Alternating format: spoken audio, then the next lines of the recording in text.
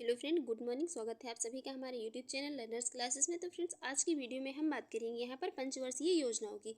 पंचवर्षीय योजनाओं से बनने वाले जितने भी मोस्ट इंपॉर्टेंट फैक्ट हैं, हमने सबको यहाँ पर इसमें इंक्लूड किया हुआ है। तो चलिए शुरू करेंगे। इससे पहले फ्रेंड्स, अगर आपको हमारी ये वीडियो अच्छी लगती है, आपके एग्जाम के लिए यूजफुल रहती है, तो आप हमारे यूट्यूब चैनल पर पहली बार हैं तो चैनल को सब्सक्राइब कर लीजिएगा, वीडियो को लाइक कर दीजिएगा एंड शेयर करिए। जो भी आपके सजेशन हो उसे कमेंट बॉक्स में जरूर बताइएगा। और यदि इसकी पीडीएफ चाहिए तो वीडियो के डिस्क्रिप्शन बॉक्स में टेलीग्राम का लिंक दिया गया है, टेलीग्राम ग्रुप ज्वाइन कर लीजिए, वहाँ पर आपको इसकी पीडीएफ मिल जाएगी। तो यहाँ पर ये जो पंचवर्षीय योजनाएं आई थी, इसके पहले भी यहाँ पर मतलब ये कुछ प्लान आए थे, तो उनको भी देख लेंगे। कुछ चीज़ें जो है ये मतलब पहले भी हुई थी इसकी। तो ये 1934 में एक ये पुस्तक आई थी, प्लेन्ड इकोनॉमी फॉर इंडिया। ये विश्वेश्वरैया की पुस्तक थी।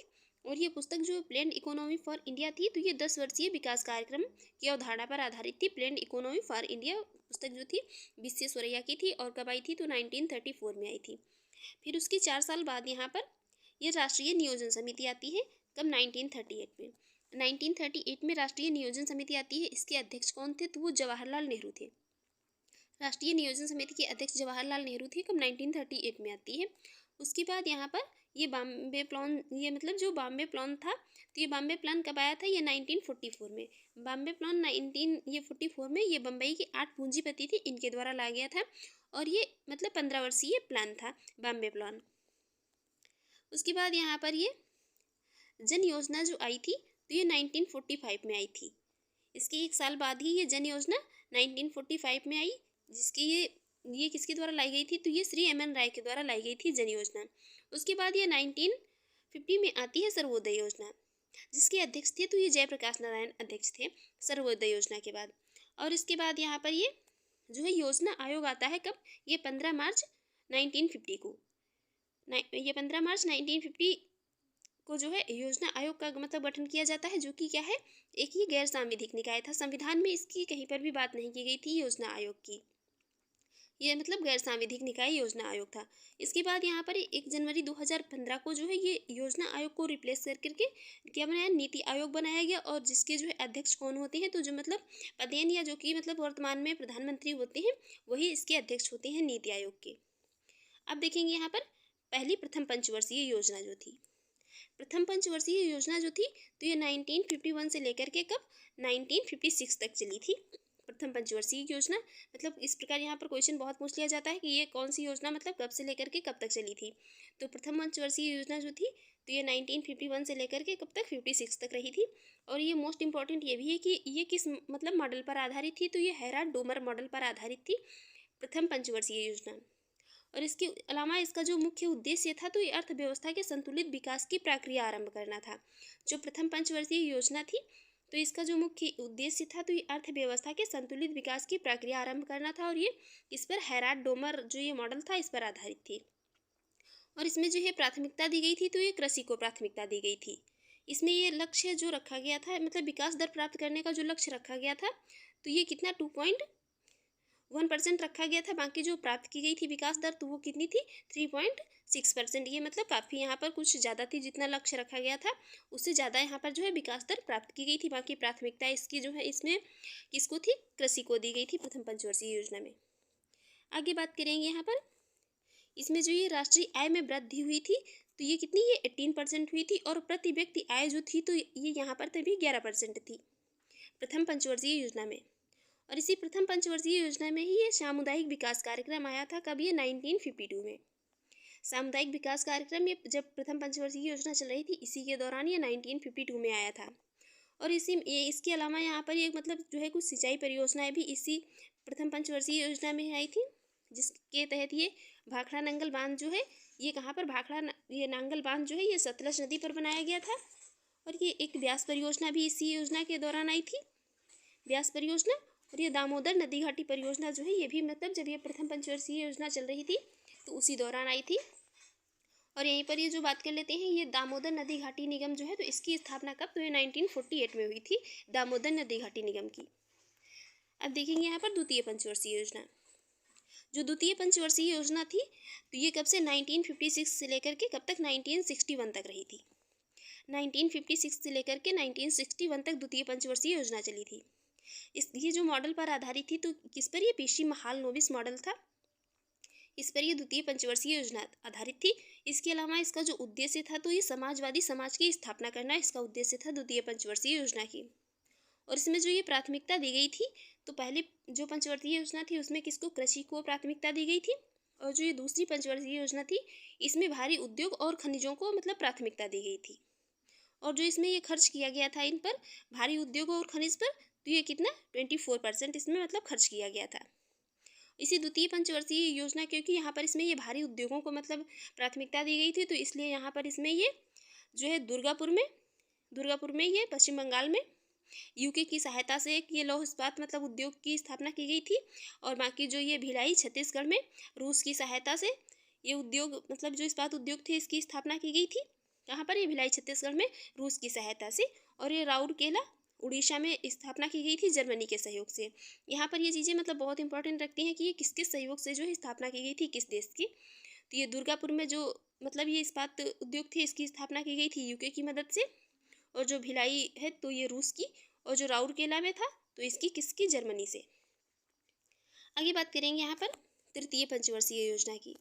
तृतीय पंचवर्षीय योजना जो थी तो ये रही थी कब तक, 1961 से लेकर के 1966 तक तृतीय पंचवर्षीय योजना रही थी। और इसका जो उद्देश्य था तो ये अर्थव्यवस्था को मतलब स्वतः स्फूर्त और आत्मनिर्भर बनाना था।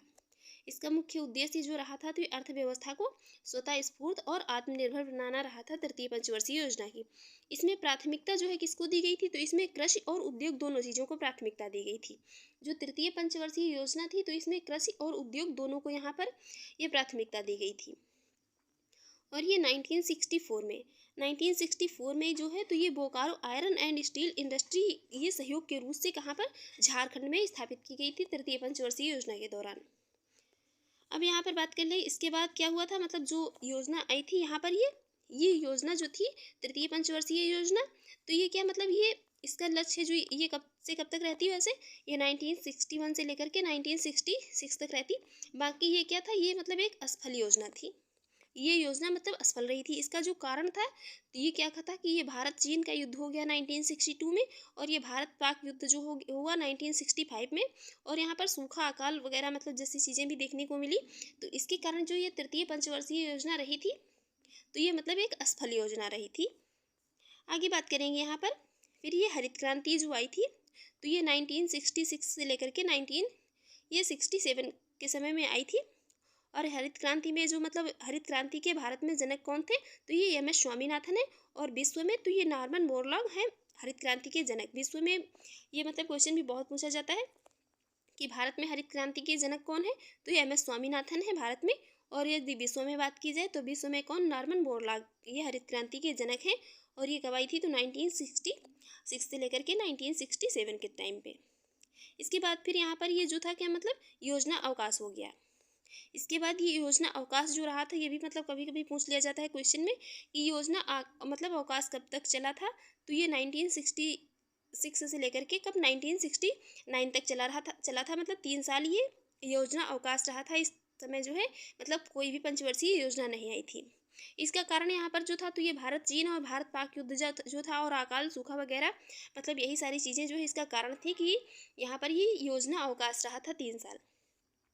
उसके बाद फिर आती है ये चतुर्थ पंचवर्षीय योजना, तो ये आती है कब, 1969 में।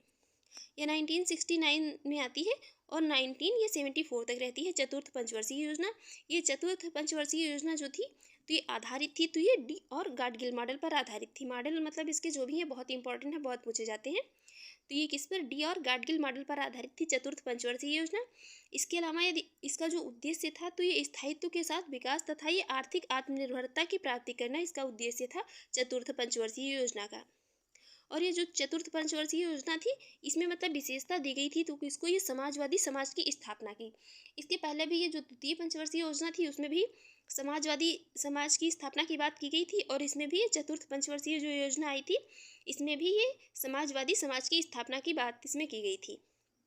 और इसी में ये जो है इसी के दौरान क्या था, एक जो कृषि वृद्धि दर थी तो ये सर्वाधिक रही थी। चतुर्थ पंचवर्षीय योजना के दौरान ही कृषि वृद्धि दर जो है सर्वाधिक रही थी।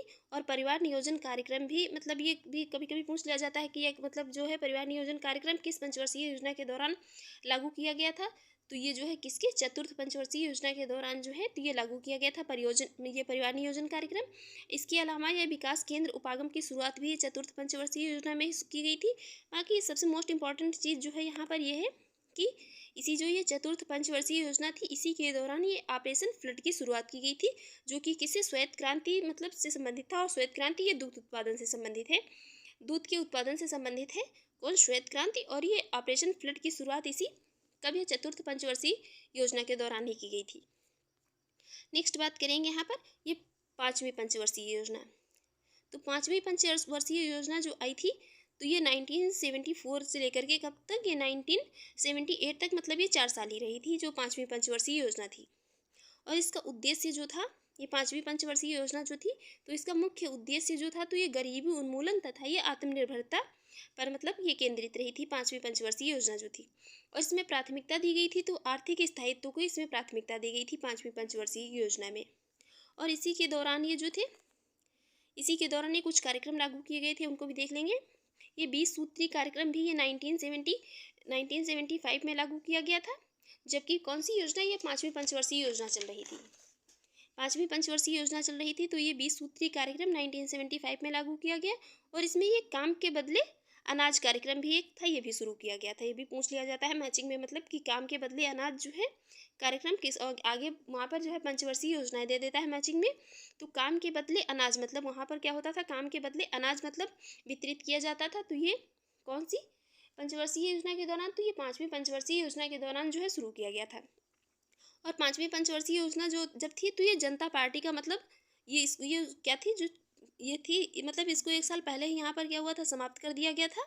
तो ये किसके द्वारा, ये जनता पार्टी के द्वारा इसको समाप्त कर दिया गया था। इसको 1 साल पहले ही, जो पाँचवीं पंचवर्षीय योजना थी तो इसको 1 साल पहले ही ये जनता पार्टी के द्वारा इसको मतलब समाप्त कर दिया गया था। उसके बाद ये अनवरत योजना आई थी, मतलब ये उसको समाप्त करके ये अपनी एक अनवरत योजना की इन्होंने शुरुआत की थी जनता पार्टी ने, क्योंकि जो ये पाँचवीं पंचवर्षीय योजना चल रही थी इसको 1 साल पहले ही समाप्त करके ये अनवरत योजना लाए थे। कब, 1978 में लाए थे। तो ये 1978 से लेकर के कब 1980 तक चली थी, जनता पार्टी के द्वारा इसकी शुरुआत की गई थी अनवरत योजना की। और उस समय सरकार किसकी थी, तो ये मोरारजी देसाई की सरकार थी। और ये लकड़ावाला के सहयोग से योजना मतलब लाई गई थी मोरारजी देसाई की सरकार में। इसमें ये बात की गई थी तो उच्च मूल्य की मुद्राओं की वैधता, यहाँ पर जो है मतलब उच्च मूल्य की मुद्राएं थी उनकी वैधता समाप्त कर दी गई थी। और शराबबंदी जो है मतलब यहाँ पर लागू की गई थी। और ये जन वितरण प्रणाली का विस्तार भी इसी मतलब जब ये अनवरत योजना लाई गई थी तो इसी के दौरान चला था जन वितरण प्रणाली का विस्तार। और ये सार्वजनिक बीमा योजना की शुरुआत जो है तो तभी हुई थी, कब, अनवरत योजना के दौरान ये सार्वजनिक बीमा योजना की भी शुरुआत हुई थी। और अनवरत योजना जो तो इसका प्रतिपादन किसने किया था, मतलब ये तो एक ये एशियन ड्रामा बुक है किसकी, गुन्नार मेडल की। अनवरत योजना जो का प्रतिपादन मतलब इसमें किया गया था किसमें, एशियन ड्रामा बुक है एक ये गुन्नार मेडल की। आगे उसके बाद फिर आती है ये छठी पंचवर्षीय योजना। जब ये अनवरत योजना समाप्त हो जाती है 1980 में तो ये आती है छठी पंचवर्षीय योजना 1980 में, जो कि कब 85 तक चलती है छठी पंचवर्षीय योजना। और जो ये छठी पंचवर्षीय योजना थी तो इसका उद्देश्य जो था तो ये गरीबी उन्मूलन और रोजगार में वृद्धि करना था। यहाँ पर मतलब बहुत सारी चीज़ें इंपॉर्टेंट नहीं है, बस इसका जो है मतलब मुख्य उद्देश्य यहाँ पर ये जो छठी पंचवर्षीय योजना थी इंपॉर्टेंट है कि ये रही कब से कब तक थी, तो ये 1980 से लेकर के 85 तक रही थी। और ये गरीबी उन्मूलन और रोजगार में वृद्धि इसका मतलब मुख्य उद्देश्य था। और इसी योजना जब ये छठी पंचवर्षीय योजना के दौरान ही ये समन्वित ग्रामीण विकास कार्यक्रम शुरू किया गया था। उसके बाद यहाँ पर ये बात करेंगे सातवीं पंचवर्षीय योजना की। जो सातवीं पंचवर्षीय योजना थी तो ये 1985 से लेकर के कब तक, 1990 तक चली थी। और ये जो मतलब मॉडल पर आधारित थी तो ये किस पर, जॉन डब्ल्यू मिलर मॉडल पर आधारित थी। जो ये सातवीं पंचवर्षीय योजना थी तो ये जॉन डब्ल्यू मिलर मॉडल पर आधारित थी। और इसके अलावा इसका जो मुख्य उद्देश्य था तो ये उत्पादकता और रोजगार के अवसर जुटाना था। जो ये सातवीं पंचवर्षीय योजना थी तो इसका उद्देश्य जो था तो उत्पादकता और रोजगार के अवसर जुटाना था। इसी के टाइम पे मतलब एक ये मुख्य नारा दिया गया था, भोजन, काम और उत्पादन का नारा ये दिया गया था। और इसी समय जब ये योजना चल रही थी 7वीं पंचवर्षीय योजना में ही ये जवाहर रोजगार योजना मतलब लागू की गई थी। जवाहर रोजगार योजना ये लागू की गई थी किस टाइम पे? तो 7वीं पंचवर्षीय योजना के दौरान।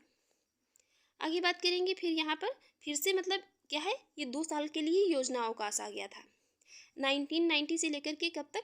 ये 1992 तक चला था योजना अवकाश। ये फिर 2 साल के लिए योजना अवकाश आ गया था। उसके बाद फिर आती है 8वीं पंचवर्षीय योजना। 8वीं पंचवर्षीय योजना ये 1992 से लेकर के कब तक? 1997 तक रही थी 8वीं पंचवर्षीय योजना। और इसमें जो प्राथमिकता दी गई थी तो किसको? ये मानव समाधान के विकास को इसमें प्राथमिकता दी गई थी। मानव समाधान के विकास को ये 8वीं पंचवर्षीय योजना के दौरान इसमें प्राथमिकता दी गई थी। और इसी के दौरान ये प्रधानमंत्री रोजगार योजना आई थी कब?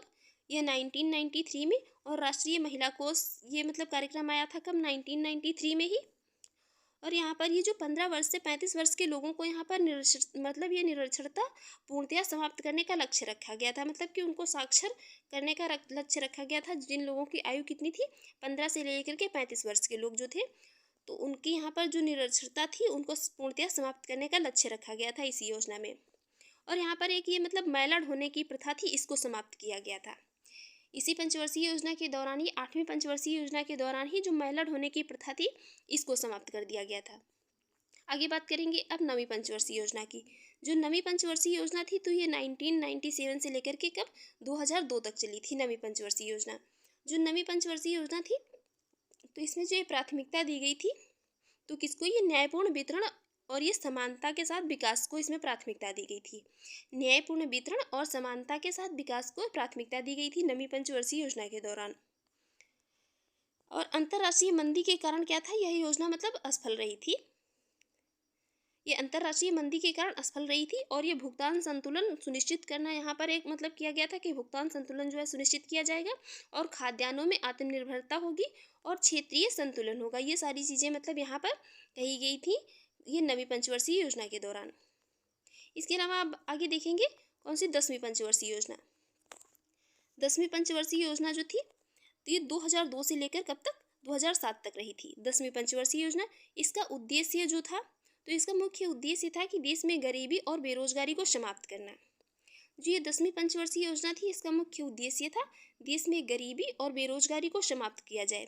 ये अगले 10 वर्षों में क्या था? इसका मतलब जो मुख्य इसका लक्ष्य रखा गया था तो ये अगले 10 वर्षों में प्रति व्यक्ति आय दुगनी करने का लक्ष्य रखा गया था 10वीं पंचवर्षीय योजना में। आगे यहाँ पर देखेंगे 11वीं पंचवर्षीय योजना। ये 11वीं पंचवर्षीय योजना जो थी तो ये 2007 से लेकर के कब? 2012 तक रही थी। 11वीं पंचवर्षीय योजना 2007 से लेकर 2012 तक चली थी। और इसका मुख्य उद्देश्य जो था तो ये तीव्रतम एवं समावेशी विकास था। इसका मुख्य लक्ष्य जो रखा गया था 11वीं पंचवर्षीय योजना का तो ये तीव्रतम एवं ये समावेशी विकास रखा गया था। और इसमें ये सर्वाधिक वृद्धि दर इसी योजना के दौरान हुई थी कितनी? 8.3%। मतलब ये 11वीं पंचवर्षीय योजना के दौरान ही सर्वाधिक वृद्धि दर हुई थी कितनी? 8.3%। इसके बाद यहाँ पर आई थी ये 12वीं पंचवर्षीय योजना। 12वीं पंचवर्षीय योजना 2012 से लेकर के 2017 तक हुई थी। इसी बीच मतलब 2015 में क्या हुआ था? यहाँ पर ये जो है मतलब नीति आयोग योजना आयोग जो चल रहा था उसको रिप्लेस करके नीति आयोग बना लिया गया था। बाकी उसके बाद जो है मतलब यहाँ पर ये 12वीं पंचवर्षीय योजना के बाद कोई भी मतलब योजना नहीं आई थी इस प्रकार की। तो ये जो 12वीं पंचवर्षीय योजना थी तो 2012 से लेकर के 2017 तक चली थी। और इसका उद्देश्य जो था तो ये तीव्र, अधिक समावेशी और धारणीय विकास था। इसका उद्देश्य मुख्य रूप से यही था कि तीव्र, अधिक समावेशी मतलब समावेश हो और ये धारणीय विकास हो।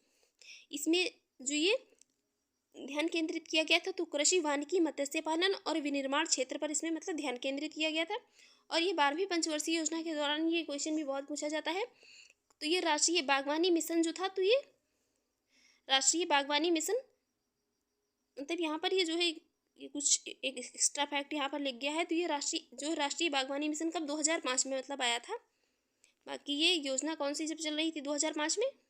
ये मतलब 10वीं पंचवर्षीय योजना के दौरान आया था राष्ट्रीय बागवानी मिशन जो है 2005 में। बाकी यहाँ पर ये मतलब एक्स्ट्रा फैक्ट लिख गया है। बाकी है यहाँ पर सही कि ये राष्ट्रीय बागवानी मिशन था जो तो ये 2005 में आया था। तो फ्रेंड्स, आपको हमारी आज की वीडियो कैसी लगी कमेंट बॉक्स में ज़रूर बताइएगा। Thanks for watching.